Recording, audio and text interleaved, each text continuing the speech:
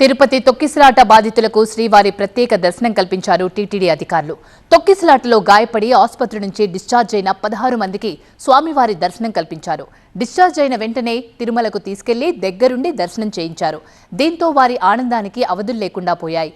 ఏ దర్శనం కోసమైతే వచ్చి ఇబ్బందులు పడ్డామో అదే స్వామివారి దర్శనం టీటీడీ అధికారులు దగ్గరుండి జరిపించారంటూ సంతోషం వ్యక్తం చేశారు.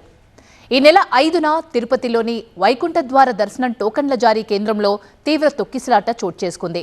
టోకన్ల కోసం భక్తులు ఊహించని రీతిలో రావడంతో తొక్కిసలాట చోటు చేసుకుంది. ఇందులో 6 చనిపోయారు, 40 మందికి పైగా గాయపడ్డారు. ఇక డిశ్చార్జ్ అయిన వారికి వెంటనే శ్రీవారి దర్శనం కల్పించి వాళ్ల స్వగ్రామాలకు చేరుస్తున్నారు అధికారులు.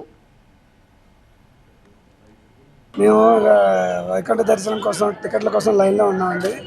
ఏదో యాచోచితంగా ఆ తొక్కిసలాట జరగడం వల్ల బాగా డ్యామేజ్ అయిపోయాడు బాగాను. దానికేమో మాకు వెంటనే ప్రభుత్వం వారు కానీ అందరూ కూడా వెంటనే హాస్పిటల్కి తీసుకెళ్ళి ట్రీట్మెంట్ చేసి అన్నీ చాలా బాగా చూసుకున్నారండి. ఇప్పుడు కూడా వైకుంఠ దర్శనాన్ని కూడా నీట్గా తీసుకొచ్చి దేవస్థానానికి తీసుకొచ్చి దర్శనం చేయించి మళ్ళీ మన యథాస్థితిగా మమ్మల్ని ఎక్కడికైతే దేవెట్టాలో అక్కడ దేవెడుతున్నారండి. దీనికి మేము ప్రభుత్వం వారికి దేవస్థానం వారికి అందరికీ పేరు పేరున ధన్యవాదాలు చెప్తున్నామండి.